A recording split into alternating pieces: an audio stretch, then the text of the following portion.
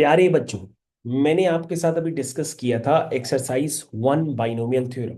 इस डिस्कशन को हम लोग आगे बढ़ाते हैं और इस डिस्कशन में मैंने अभी आपके साथ कुछ क्वेश्चंस का डिस्कशन किया था। अब हम लोग कुछ और बेहतर क्वेश्चंस करेंगे, वो आपको समझने भी पड़ेंगे और वैसे क्वेश्चंस एग्जाम्स में पूछे भी जाते हैं। तो सबसे पहले मैं आपके साथ स्क्रीन शेयर करता हूँ। ये मैंने आपके साथ स्क्रीन शेयर कर दी है। ये स्क्रीन शेयर हो गई फाइनली। और ये रही हमारी आईपैड की स्क्रीन। तो बच्चों, जिन क्वेश्चंस का डिस्कशन अभी हमने किया था वो क्वेश्चंस अब आपकी स्क्रीन के सामने हैं। तो ये क्वेश्चंस बच्चों अभी हम लोग ने आपसे अभी डिस्कस किए थे। अब हम लोग फर्दर क्वेश्चंस को आगे कंटिन्यू करेंगे। तो प्यारे बच्चों, हमारे पास जो अगले क्वेश्चंस होंगे उनके लिए आप रेडी हो जाइए। पहले हम लोग करते हैं क्वेश्चन नंबर 5। तो क्वेश्चन नंबर 5 का डिस्कशन देखिए बच्चों, हम लोग किस तरह से करेंगे। उसमें क्या लिखा है, सबसे पहले पढ़िए। लिखा है find the degree of the expansion. हमें इस एक्सपेंशन की क्या निकालनी है, डिग्री निकालनी। तो बच्चों, हम लोग डिग्री कैसे निकालेंगे, देखिए भाई ध्यान पूर्वक। सबसे पहले इस एक्सपेंशन की यदि हमको डिग्री निकालनी है तो सबसे पहले हम क्वेश्चन को उठा के क्रॉप कर देते हैं। ये बच्चों हमने क्वेश्चन को क्रॉप कर दिया। ठीक,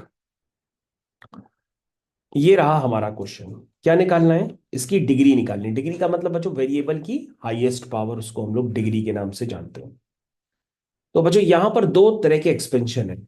बच्चों ये जो है ना सिमेट्रिकल टर्म्स है, जो यहां लिखा है वहीं यहां पे भी लिखा है। तो आप उसको थोड़ी देर के लिए ऐसे मान लो कि ये लिखा है एक्स प्लस ए की होल पावर 5, और फिर ये लिखा है बच्चों एक्स माइनस ए की होल पावर 5। ऐसा कुछ लिखा हुआ है, जहां पर बच्चों ए क्या है, वो है root over x cube minus 1। तो बच्चों आपको क्या करना है, सबसे पहले इन दोनों एक्सपेंशंस को लिख करके ऐड करना है। मेरे हिसाब से काफी सारे टर्म्स कैंसिल हो जाएंगे और जो बचे हुए टर्म है वो आपको लिखने पड़ेंगे। तो बच्चों सबसे पहले पहला वाला एक्सपेंशन बताइए, लिखिए NC0। तो आप लोग रेडी हो गए। चलिए सबसे पहले हम कौन सा एक्सपेंशन लिख रहे हैं, एक्स प्लस ए की होल पावर 5 का।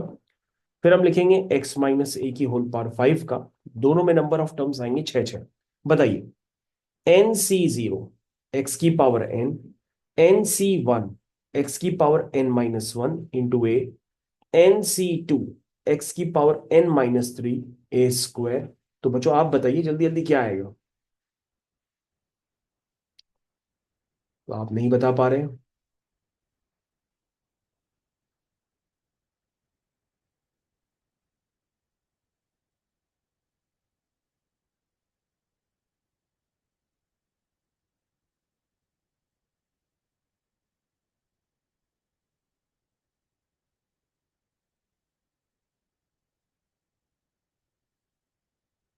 ये बच्चों अगला टर्म आ गया। चलिए बच्चों दूसरा एक्सपेंशन आप बताइए क्या आएगा। दूसरा एक्सपेंशन बच्चों बताइए क्या आएगा। वो आएगा NC0 एक्स की पावर n। ठीक है, तो बच्चों यहां पर क्या आएगा। बच्चों यहां पर जो है ना, अब a माइनस ए से रिप्लेस हो गया है, तो जहां जहां a होगा ना बस आप उसमें माइनस ए कर दीजिए, बाकी तो कुछ करने की जरूरत ही नहीं है।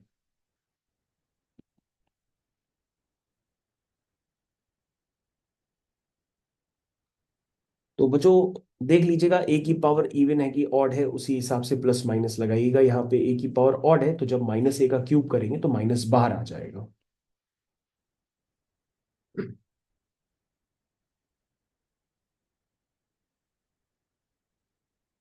मेरे ख्याल से बच्चों आपको समझ में आ गया होगा। अब आपको कुछ नहीं करना, दोनों को उठा के क्या करना है, फाइनली अब ऐड करना है। तो बच्चों दोनों को ऐड करने के लिए आप तैयार हो जाइए।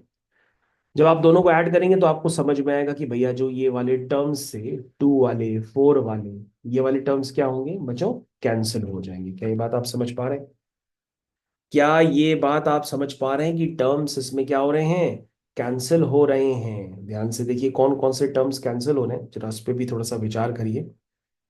एक ए की पावर 1 हुआ, एक ए की पावर 3 हुआ, और ए की पावर 5 वाला भी टर्म ये कैंसिल हो गया। तो बच्चों ऐड करने पे क्या आया फाइनली, जरा बताइए।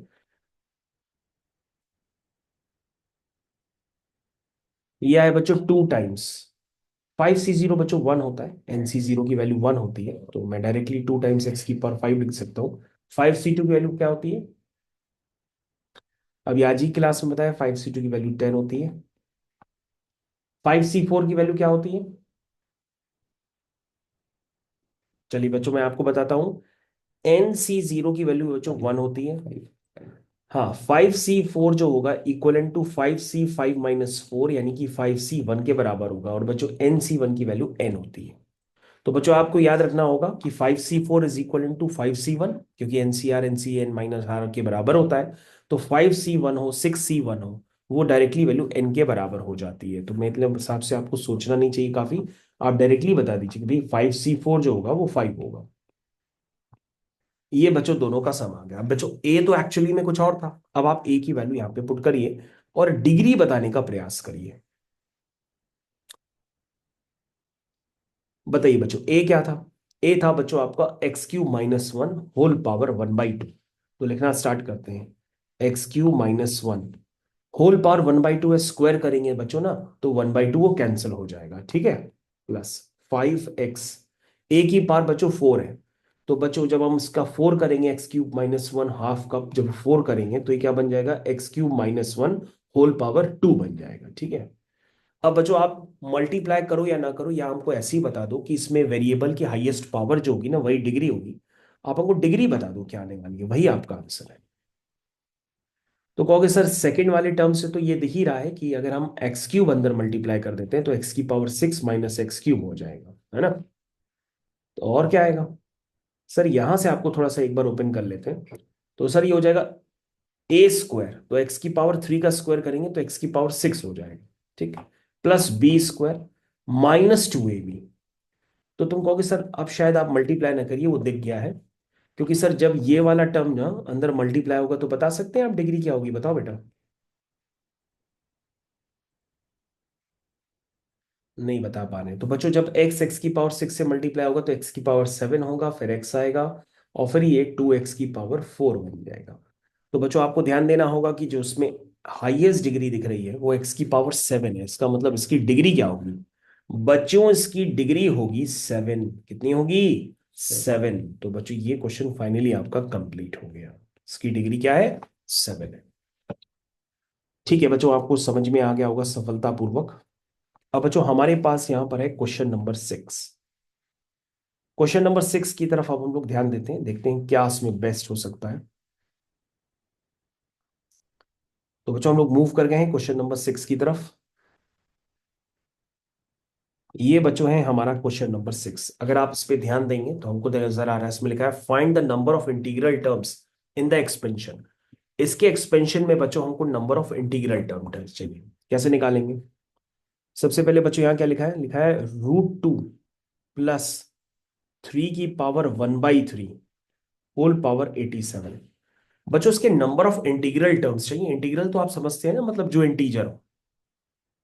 तो बच्चों जल्दी से आप हमको बताओ कि इसका जनरल टर्म क्या होगा। तो सर जनरल टर्म होगा TR+1 is equal to NCR x की पावर, ये बच्चों एक्स की जगह है, N - R ए की पावर, ये बच्चों ए की जगह है R। तो बच्चों अगर आप जनरल टर्म को थोड़ा सा और सिंप्लीफाई करेंगे तो ये बन जाएगा 87CR 2 की पावर 87। ध्यान से देखेंगे सारे बच्चे, 2 की पावर 87 - R/2, और 3 की पावर क्या आएगा, R/3, ये आएगा बच्चों। तो बच्चों अगर आपको इंटीग्रल टर्म्स चाहिए ना, तो इंटीग्रल टर्म्स में आपको इस बात का ध्यान देना होगा कि भैया ये जो पावर है इसको भी इंटीजर होना चाहिए, इस पावर को भी क्या होना चाहिए, इंटीजर होना चाहिए। क्योंकि 2 की पावर कुछ इंटीजर करेंगे तो वो इंटीजर ही आएगा, 3 की पावर कुछ इंटीजर करेंगे तो वो इंटीजर ही आएगा। तो बच्चों हमको जल्दी से बताइए कि 87, बताइए भाई, 87 -R/2 इसको भी क्या होना चाहिए, इंटीजर होना चाहिए। R/3 को भी क्या होना चाहिए, इंटीजर होना चाहिए। चलिए बच्चों बताइए भाई। तो बच्चों ये दोनों टर्म्स इंटीजर कब होंगे, हमको सोच के प्लीज बताइए, जल्दी से बताइए।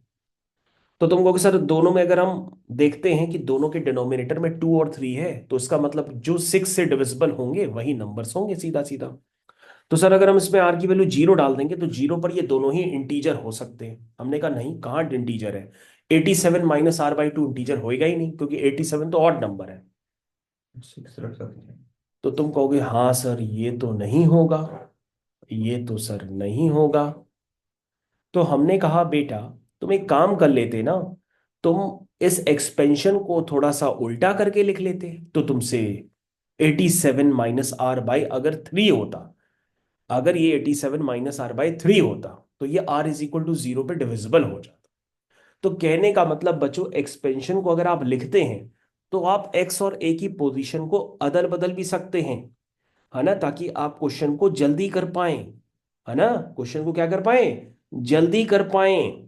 तो बच्चों अगर हम ध्यान से देखें तो अगर हम इस प्रश्न में क्या करें, 3 की पावर 1/3, 2 की पावर 1/2, मैंने पोजीशन सिर्फ बदल दी और जनरल टर्म हमारा हो गया TR+1 is equal to NCR x की पावर n-r इंटू a की पावर r। बच्चों अगर आपने इस तरह से लिख दिया तो क्वेश्चन थोड़ा सा करने की स्पीड बढ़ जाएगी। ये हो जाएगा 87CR 3 की पावर 87R-/3 और 2 की पावर r/2। बच्चों अब देखो ध्यान से, अब तुम कहोगे सर अगर आपको इंटीजर टर्म्स चाहिए तो 87 - r/3 को भी इंटीजर होना चाहिए और r/2 को भी क्या होना चाहिए, इंटीजर होना चाहिए। तो देखो अब r इज इक्वल टू 0 पे दोनों इंटीजर हैं कि नहीं है, कहोगे हाँ सर इंटीजर है, क्योंकि 87/3 भी डिविजिबल हो जाएगा 3 से। अच्छा r इज इक्वल टू 1 पे नहीं सर, 2 पे नहीं सर, 3 पे, दोनों एक साथ डिविजिबल होने चाहिए तभी इंटीजर बनेगा।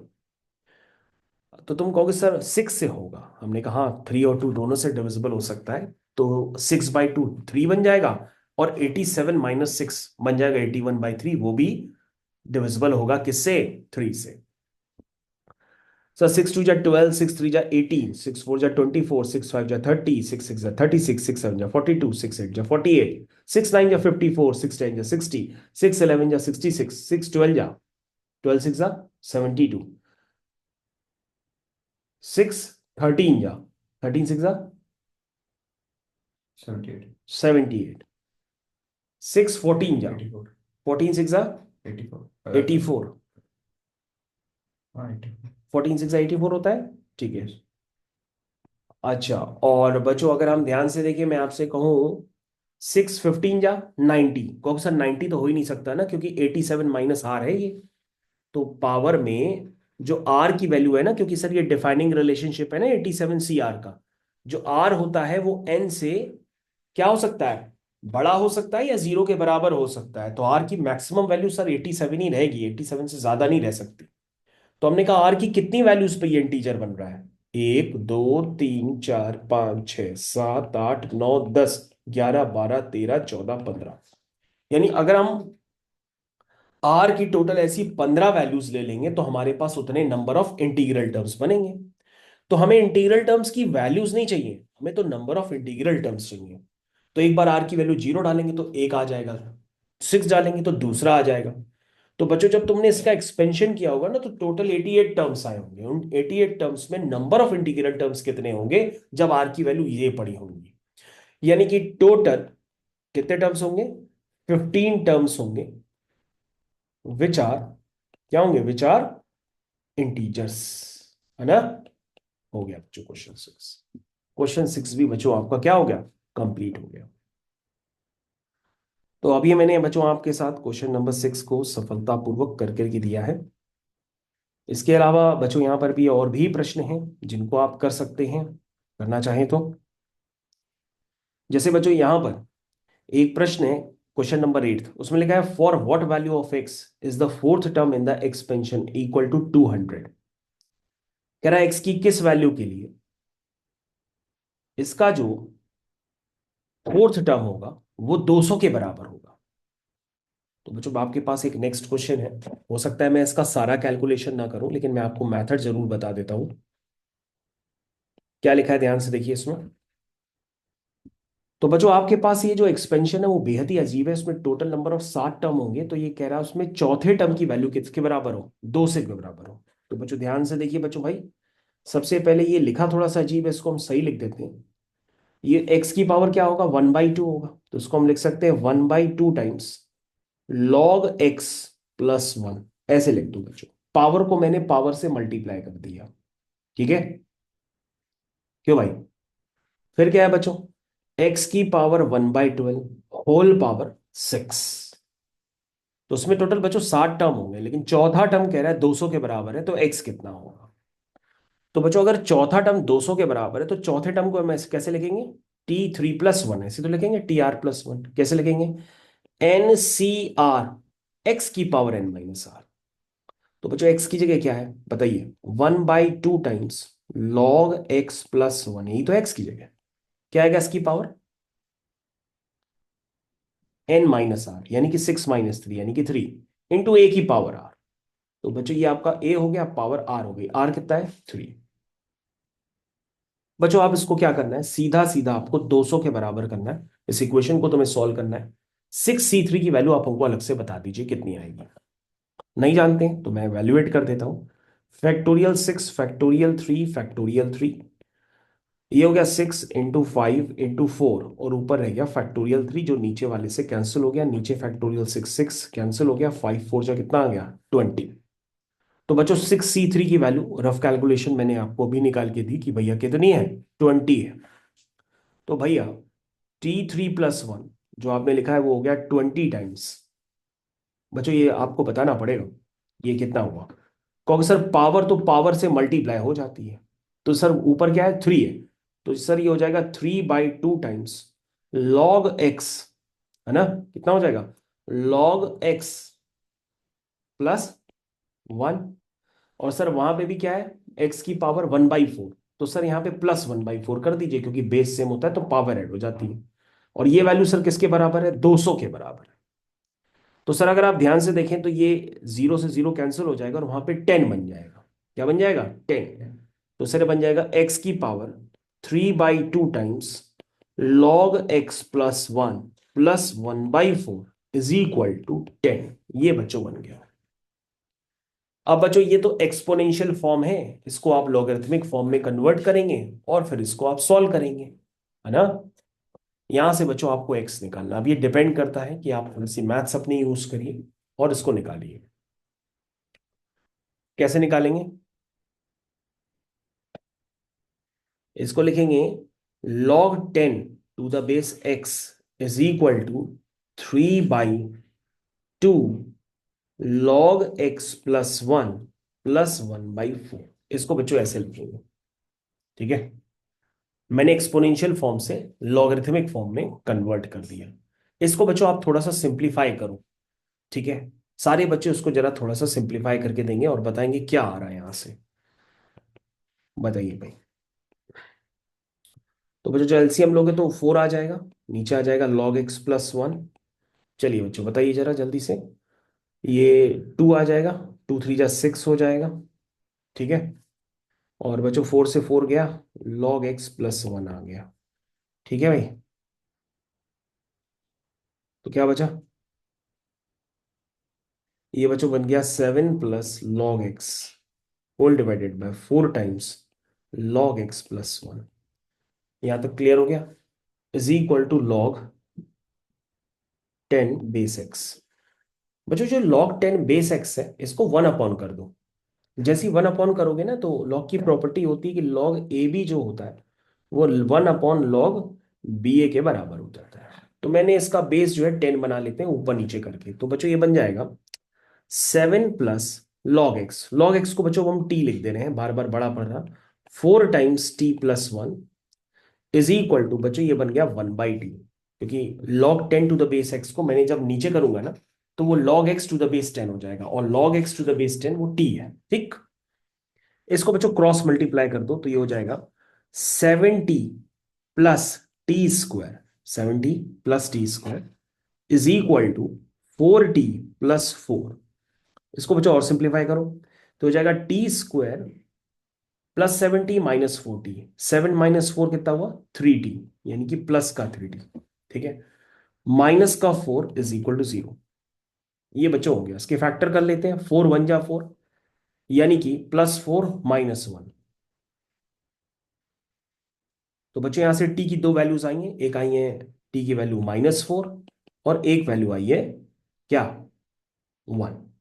अब t बच्चों क्या था, t आपका था log, क्या था t, log x to the base 10, ये बच्चों t था। तो t की वैल्यू बच्चों आपने -4 पुट करी और आपने टी की वैल्यू क्या पुट करी आपने, 1 पुट करी। तो बच्चों यहां से दो वैल्यूज आएंगी, एक आएगी एक्स की वैल्यू 10 की पावर -4 और एक एक्स की वैल्यू आएगी 10 की पावर 1। तो बच्चों आपने फाइनली दोनों एक्स निकाल करके फाइनल कर दिया अपना आंसर। तो बच्चों यहाँ पे दो एक्स निकल करके फाइनली आए।